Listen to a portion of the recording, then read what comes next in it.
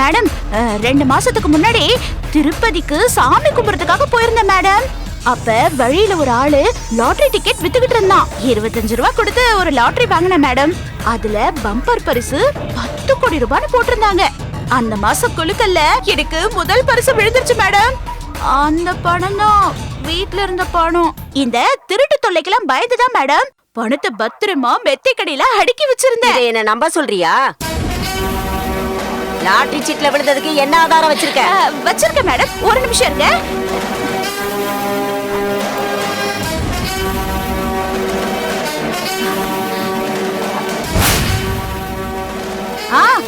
இத பாருங்க மேடம், பணத்தை நான் பேங்க்ல போடும்போது மேனேஜர் பக்கத்துல நின்னு எடுத்த போட்டோ.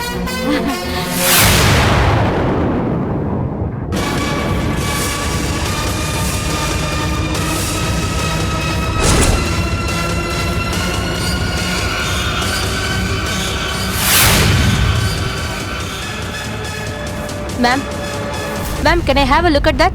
Yeah.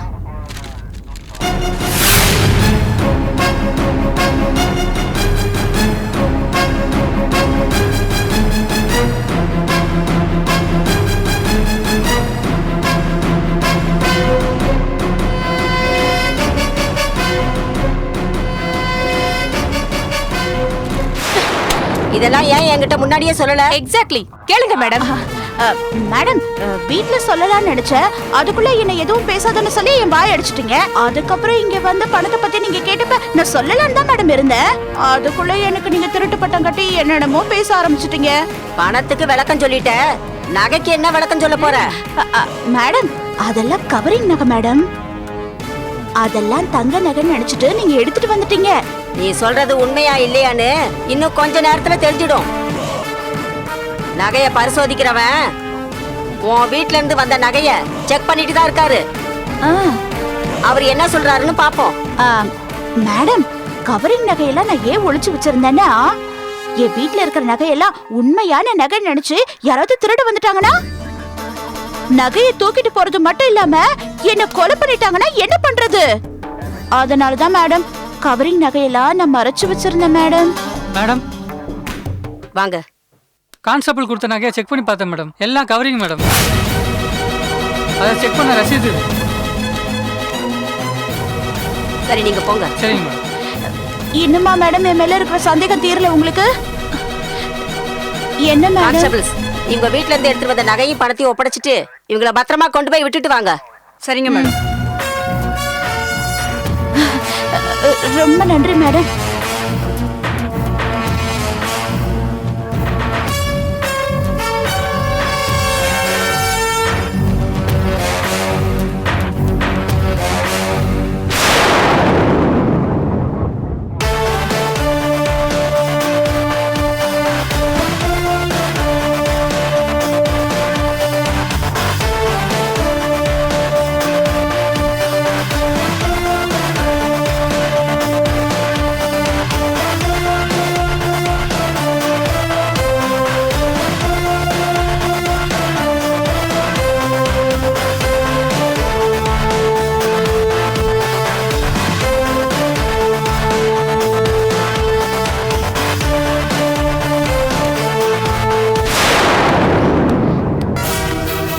அடி பாவி, எப்படியோ சதி பண்ணி தப்பிச்சிட்டானே.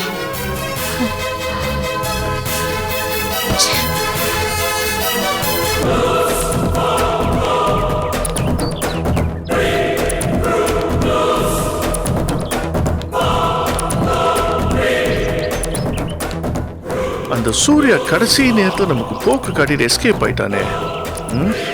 எங்க போயிருப்பான்? இந்த பாரு என்ன ஃப்ரெண்ட் இருக்கிற இடம் தெரிஞ்சும் அவனை காப்பாத்துறதுக்காக எவ்வளவு அடி அடிச்சாலும் சூர்யா இருக்கிற இடத்த சொல்ல மாட்டேங்கிறானே. என்னதான் பண்றது? சூர்யா, டேய் சூர்யா, எங்கடா இருக்க? ஏன் அட்ரஸ் சொன்னா மறு வீட்டுக்கு கூப்பிட வரீங்களா? சாரி, என் பொண்டாட்டிக்கு உங்க வீட்டுக்கு வர விருப்பமே இல்லை. அதனால நீங்க வீணா அலைய வேண்டாம். என்ன தாலி கட்டிட்டோம் தப்பிச்சு ஓடிட்டோங்கிற திமிர்ல பேசிட்டு இருக்கிய? டேய், நீ எங்க ஓடினாலும் உன்னை விட மாட்டேன்டா. உனக்கு கல்யாணம் பண்ணி வச்சு என்ன அவமானப்படுத்தினான் உன் ஃப்ரெண்டு பாரி. அவன் இப்ப என் கஸ்டடியில இருக்கான்டா.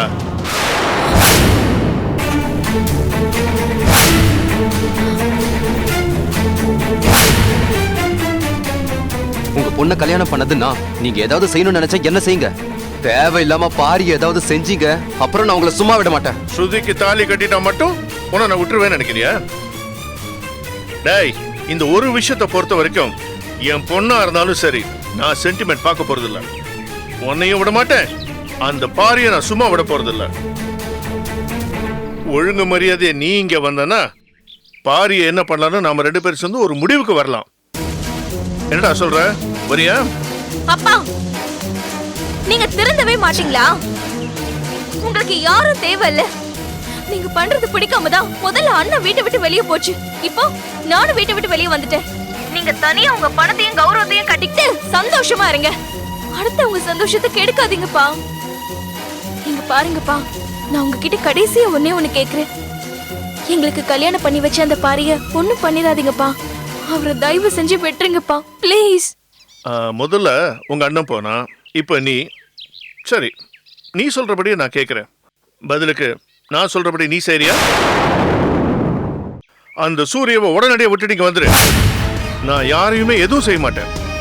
அப்பா, நான் என்ன டூருக்கு வந்திருக்கேன். நீங்க வாணி சொன்னது வீட்டுக்கு வரதுக்கு. நான் என் புருஷன் கூட வாழ வந்திருக்கேன். உங்களுக்கு மனசாட்சியே கிடையாதப்பா. ஆமாப்பா, அந்த பாரி அவரு என்ன பண்ணாரு? உங்க வைஃப் தாமரை தான் என்ன பண்ணாங்க? பாவம், அவங்க புருஷனை தேடி தவியா தவிச்சிட்டு இருக்காங்க. உங்களோட கோவத்தை ஏன் கிட்ட காட்டுங்க. நான் தானே உங்க கௌரவத்தை கெடுத்தேன்னு நினைக்கிறீங்க. வாங்க, எங்களை தேடி கண்டுபிடிச்சு வெட்டி போட்டுருங்க. தயவு செஞ்சு அவங்கள விட்டுருங்க. உன்னை எங்கிட்டேந்து பிரிச்சாங்க இல்ல? என் மகளை பிரிஞ்சு நான் படுற வேதனையும் அந்த வலியும் அவங்களுக்கு தெரியணும் இல்ல? அதுக்காக தான் அவங்கள 2 பேரும் நான் பிரிச்சு வச்சிருக்கேன். அந்த பாரியும் தாமரையும் ஒண்ணு சேரணும்னா நீ இங்க வரணும். இல்லனா அந்த பாரிக்கு மரணம் நிச்சயம்தான். ஐயோ அப்பா, உங்களை எனக்கு சுத்தமா பிடிக்கவே இல்ல. உங்களுக்கு என் அப்பான்னு சொல்லிக்கிறதுக்கு எனக்கு வெறுப்பா இருக்கு. வர வர ரொம்ப கொடுமைக்காரரா மாறிட்டீங்க. இனிமே உங்ககிட்ட பேச எந்த யூஸும் கிடையாது. நீங்க பாருங்க, நல்லா உங்களுக்கு கெடுதல் நினைச்சீங்கன்னா நீங்க தான் கெட்டு போவீங்க. பார்க்கலாமா? யாரு கெடுறா யாரு வாழ போறான்னு பார்க்க தானே போறோம். பார்க்கலாம், எல்லாம் பார்க்கலாம். பார்க்கும்போது நாங்க வெளியில இருப்போம், நீங்க ஜெயிலுக்குள்ள இருப்பீங்க. அங்கதான் உங்களுக்கு புத்தி ஞானம் எல்லாம் வரும்.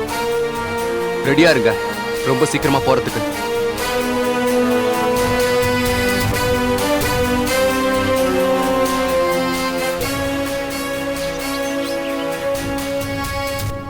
கிளம்பு ஸ்ருதி, நம்ம இப்பயே சென்னைக்கு போலாம். பாரி உங்க அப்பா கிட்ட தான் இருக்கா. நம்ம போலனா பாரி ஏதாவது செஞ்சாலும் செஞ்சிருவாங்க. சூர்யா, அவசரப்படாத. எதுக்கும் நம்ம தாமரை கால் பண்ணி பேசுவோம். அவங்க என்ன சொல்றாங்களோ அப்படியே செய்வோமே.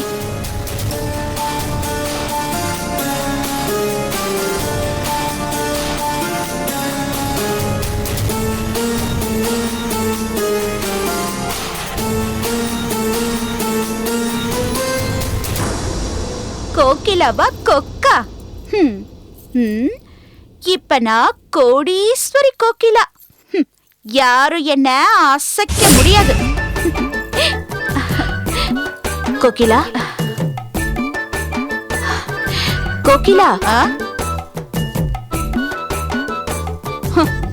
ஓ, நீயா? நான் தான் உன்னை போன்னு ஏற்கனவே விரட்டி விட்டேன்ல. திரும்ப எதுக்கு வந்திருக்க? நான் இங்க பிஸியா இருக்கேன்னு உனக்கு தெரியல? தேவையில்லாம வந்து டிஸ்டர்ப் பண்ணிட்டு. சரி சரி, வந்துட்ட. வந்த விஷயத்த சீக்கிரமா சொல்லிட்டு போ. உன் சாமர்த்தியத்தை நீ தான் மெச்சுக்கணும். இதெல்லாம் உன் உள் மனசுல இருக்கிறனா ஒரு காலமும் ஒத்துக்க மாட்டேன். நீ ஒத்துக்க மாட்டேன்னு எனக்கு நல்லாவே தெரியும். புவனேஸ்வரி சட்டவிரோதமா சேர்த்து வச்சிருந்த பணத்தை தானே நான் எடுத்துட்டு வந்தேன். நான் எடுத்துட்டு வந்தது உனக்கு மட்டும்தான் தெரியும். அததான் நீ ஒத்துக்க மாட்ட. நீ பொய் சொல்லி தானே தப்பிச்ச. ஹலோ ஹலோ, யார் பொய் சொன்னது? பொய் சொல்ல வேண்டிய அவசியம் எனக்கு இல்ல. சட்டப்படி எனக்கு பணம் கிடைச்சதா போலீஸ்ல காட்டிதான் நான் வெளியில வந்திருக்கேன். சட்டப்படி நீ தப்பிச்சுட்டதா போலீஸ் வேணா நம்பலாம். ஆனா நான் உன்னை மன்னிக்கவே மாட்டேன். நீ எந்த காலத்திலயும் என்ன மன்னிக்க மாட்டேங்கிறதே எனக்கு தெரிஞ்ச விஷயம்தான். போலீஸ் கிட்ட இருந்து தப்பிக்கிறதுக்கு நான் எவ்வளவு கஷ்டப்பட்டேங்கிறது உனக்கு தெரியாதா என்ன? புவனேஸ்வரி வீட்ல இருந்து 10 கோடி ரூபாய் எடுத்துட்டு வந்து என் வீட்ல வச்சதுமே பிரச்சனை வரும்னு எனக்கு நல்லாவே தெரியும். அதனாலதான் பிளாக் மணிய எப்படி ஒயிட் மணி ஆக்குறது நான் திட்டம் போட்டேன். இதுக்கு ஆந்திரால இருந்து ஒரு லாட்டரி வியாபாரி எனக்கு ஹெல்ப் பண்றதுக்காக வந்தாரு. அவருக்கு விழுந்த 10 கோடி ரூபாய் லாட்டரிய நான் முழு தொகையும் கொடுத்து வாங்கிக்கிட்டேன். அதுக்கப்புறமா அந்த அரசாங்கத்துக்கிட்ட காட்டி எனக்கு தான் பரிசு விழுந்துச்சுன்னு சொல்லி வரி பணம் பிடித்தம் போக அதை நான் வாங்கிக்கிட்டேன். எல்லா பணமும் ஒயிட் ஆயிடுச்சு. இப்ப யாரும் என்ன ஒண்ணும் பண்ண முடியாது. சரி, பணத்துக்கு சரியான காரணத்தை சொல்லிட்டேன். நகைக்கெல்லாம் என்ன காரணம் சொல்ல போற? நகையை தேடியும் பிரச்சனை வரும்னு எனக்கு தெரியும். அதனாலதான் புவனேஸ்வரி வீட்ல இருந்து எடுத்துட்டு வந்த நகை மாதிரியே கவரிங் நகைகளா வாங்கி ரெடி பண்ணி வச்சிருந்தேன். அப்ப உண்மையான நகையை எங்க மறைச்சு வச்சிருக்க? சொல்ற. உண்மையான நகைய ஒரு பாலித்தீன் கவர்ல போட்டு அதுக்கப்புறமா ஒரு கோணி பைக்குள்ள போட்டு பத்திரமா கிணத்துக்குள்ள போட்டு வச்சிருக்கேன். எனக்கு தேவைப்படும் போது கிணறு ஓரமா இருக்கிற கைத்த புடிச்சு மேல இழுத்தனா அந்த கோணி பை மேல வரும். அதுக்கப்புறமா இந்த மாதிரி நகையை போட்டு நான் அலங்கரிச்சுக்குவேன். நீ மத்தவங்கள வேணா ஏமாத்திட்டு தான் நினைக்கலாம். ஆனா என்ன ஒரு காலத்துல ஏமாத்த முடியாது. ஒரு நாள் உன்னை ஏமாத்திட்டாங்கன்னு நீ புலம்புவல்ல, அன்னைக்கு நீ ஏமாத்தி வாழ்ந்தத நான் உனக்கு சொல்ல போறேன். நான் தந்திரக்காரி. என்னை யாரும் ஏமாத்த முடியாது. நானும் யாருக்கிட்டையும் ஏமாற மாட்டேன். அதையும் பார்க்கலாம். பார்க்க தானே போற. சவால். பைத்தியக்காரி.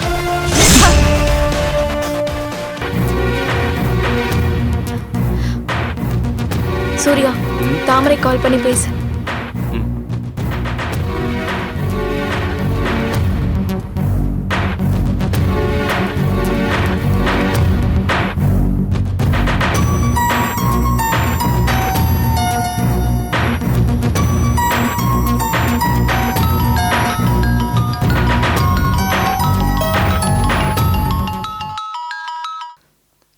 ஹலோ. சொல்லுங்க சூர்யா.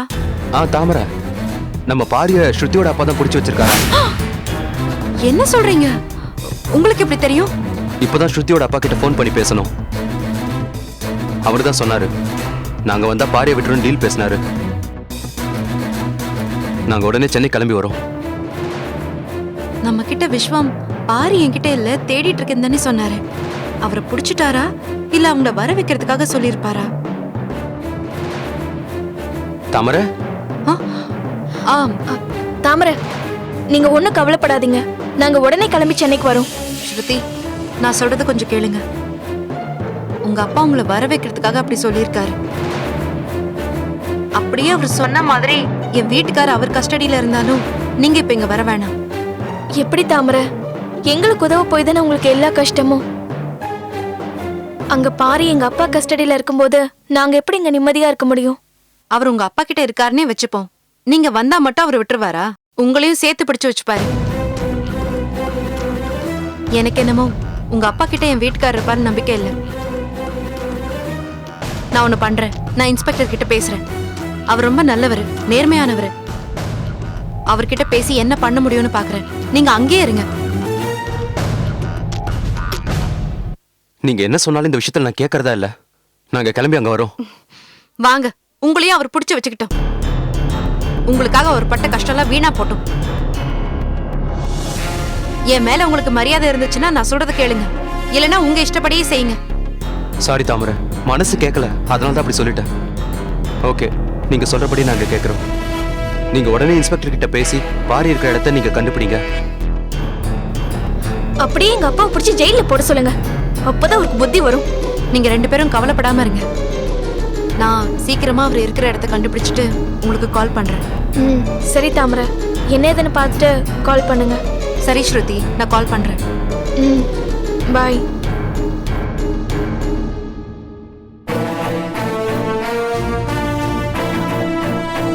அவங்க சொன்ன மாதிரி ஒருவேளை அவர் விஸ்வத்துக்கிட்ட இருந்தா எப்படியெல்லாம் கஷ்டப்படுத்துவாங்கன்னு தெரியலையே. நினைச்சாலே பயமா இருக்கு. எவ்வளவு சீக்கிரம் அவங்க கிட்ட இருந்து அவரை காப்பாத்துறோமோ அவ்வளவுக்கு அவ்வளவும் நல்லது. முதல்ல இன்ஸ்பெக்டரை பார்த்து எல்லா விஷயத்தையும் டீட்டெயிலா சொல்லுவோம். பார்த்துட்டு தான் இருக்கேன். இல்ல சார், ஒரு ஃபைனல் ரிப்போர்ட் எழுதி உங்களுக்கு அனுப்பி வைக்கிறேன் சார். நிச்சயமா அனுப்பி வைக்கிறேன் sir. Ma'am, I'm sorry to father you. வாங்க சிந்துஜா, உட்காருங்க. இல்ல மேடம், கோகிலா நகை திருடினதுக்கு ஸ்ட்ராங்கான ஒரு எவிடன்ஸ் எனக்கு கிடைச்சிருக்கு. என்ன எவிடன்ஸ்? சிசிடிவி கேமரா ஃபுட்டேஜ் ஒன்னு என்கிட்ட இருக்கு மேம். அந்த கோகிலா தான் எல்லா நகை திருடினான்னு ரெக்கார்ட் ஆயிருக்கு. அப்படியா? அதை கொடுங்க பார்க்கலாம். மேம் பாருங்க மேம்.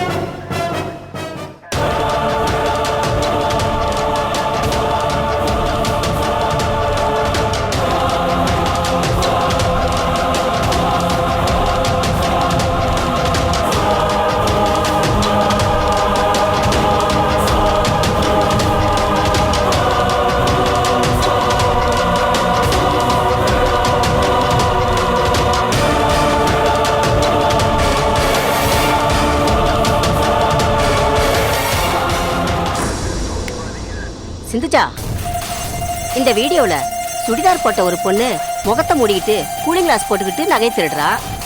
இது கோகிலா தான்னு நீங்க எப்படி சொல்றீங்க? மேம், அவளோட பாடி லாங்குவேஜ், ஸ்ட்ரக்சர், நடவுட பாவனை எல்லாமே கோகிலாவோட ஒத்து போகுது. It matches.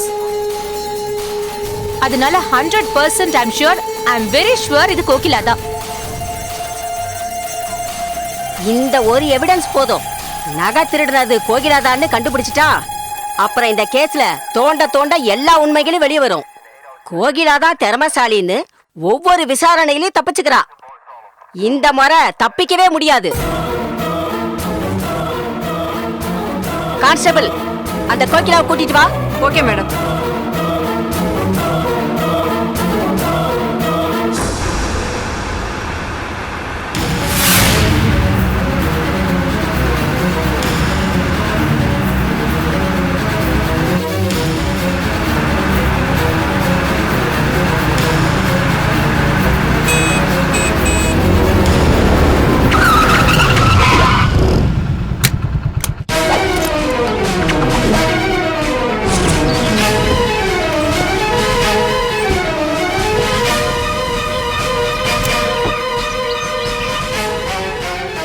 ஹலோ, கீழே இருங்க, உங்ககிட்ட கொஞ்சம் பேசணும்.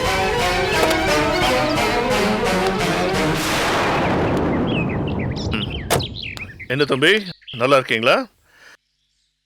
மறுபடியும் நீங்க மல்லிகா கூட சேர்ந்துட்டதா கேள்விப்பட்டேன். ரொம்ப சந்தோஷமா இருக்கு. 1000 தான் இருந்தாலும் கட்டின பொண்டாட்டிய விலைக்கு விட்டுட்டு போறது ஒரு தப்பான முடிவு. ஆனா நீங்க ரொம்ப மாறிட்டீங்க. நல்ல விஷயம். அது சரி, மல்லிகாவை போய் பார்த்து அவங்களுக்கு பிரியாணி எதுனா வாங்கி கொடுத்தீங்களா? இன்ஃபேக்ட் இந்த நேரத்தில் தான் உங்க அன்பு அவங்களுக்கு ஜாஸ்தி தேவைப்படும். அது சரி, இப்போ என்ன பண்ணிட்டு இருக்கீங்க? வேலை எதுவும் இல்லாம இருக்கீங்கன்னு நினைக்கிறேன். வேலை இல்லாம இருக்கிறது ரொம்ப கொடூரமான விஷயம். வாழ்க்கையில நான் எல்லாம் ஆண்டு அனுபவிச்சேன். அதுக்காக நீங்க ஒன்றும் கவலைப்படாதீங்க. நம்ம கம்பெனியில் வந்து ஜாயின் பண்ணீங்களே. இன்ஃபேக்ட் உங்க சகலோட சீட்டு இன்னும் காலியாக தான் இருக்கு.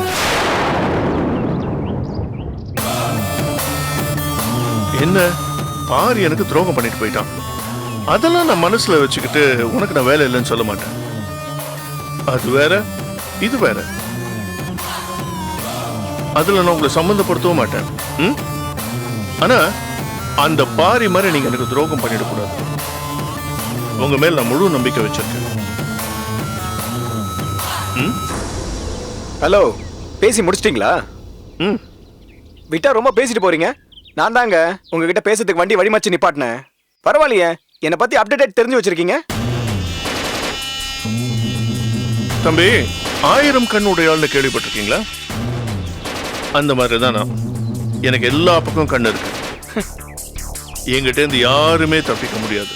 1000 கண்ணு இருக்கிறதெல்லாம் அப்புறம் இருக்கட்டுங்க. முதல்ல இருக்கிற 2 கண்ணால ஓடி போன உங்க பொண்ணை கண்டுபிடிக்கிற வழியை பாருங்க. அதை விட்டுட்டு வெட்டியா பேசிக்கிட்டு இருக்கீங்க. நீங்க சொல்றதும் ஒரு விதத்துல உண்மைதான் தம்பி. ஆனா வாழ்க்கையில எவ்வளவு விஷயங்கள் தெரிஞ்சு வச்சிருந்தாலும் பாரி மாதிரி துரோகிகளை வேலைக்கு சேர்க்கும் போது அதெல்லாம் நமக்கு தெரியாம போயிடுது. ஏங்க பாரி மட்டும் குறை சொல்றீங்க? உங்க பொண்ணு கூட தான் உங்களை ஏமாத்திட்டு ஓடி போச்சு. நீங்க தானே வளர்த்தீங்க. ஓடி போறதுக்கு 1 நிமிஷத்துக்கு முன்னாடி வரைக்கும் அவ உங்க கூட தானே இருந்தா. அப்ப தெரியலையா நீங்க வளர்த்த பொண்ணு உங்களை ஏமாத்திட்டு ஓடி போவான்னு? என்னமோ பாரிய துரோகின்னு சொல்றீங்க. நீங்க என்னென்ன தப்பு பண்ணீங்க நான் சொல்லட்டுமா? நேரம் இருக்கா? லிஸ்ட் ரொம்ப லென்த்தா இருக்கும். விமல் தம்பி, நான் உங்களுக்கு உதவணுங்கிற நல்ல எண்ணத்தோட தான் இவ்வளவு நேரம் உங்க கூட பேசிக்கிட்டு இருக்கேன், தெரியுமா? உங்க உதவி எனக்கு தேவையில்லை. அப்படி ஒரு நல்ல நோக்கம் இருந்துச்சுன்னா முதல்ல உங்ககிட்ட இருக்க என் சகலை அனுப்பி வைங்க. சூர்யாவும் உங்க பொண்ணையும் நிம்மதியா வாழ விடுங்க. சாரி, உங்களோட 2 கோரிக்கையும் என்னால நிச்சயமா நிறைவேற்ற முடியாது. வேற எதனா கேளுங்களேன். அசிங்கமா கேட்பேன், பரவாயில்லையா?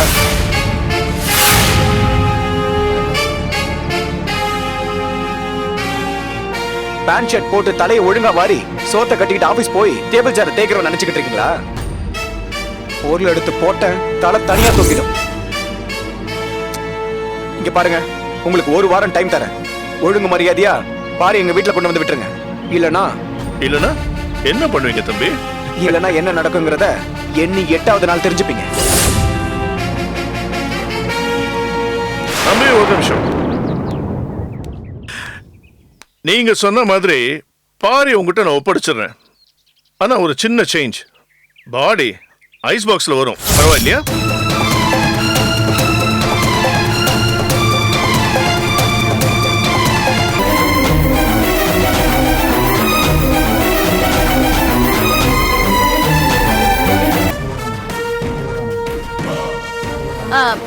மேடம், நிரபராதியே குற்றவாளின்னு சொல்றது தப்பு இல்லையா? அது சட்டப்படி குற்றம் தானே?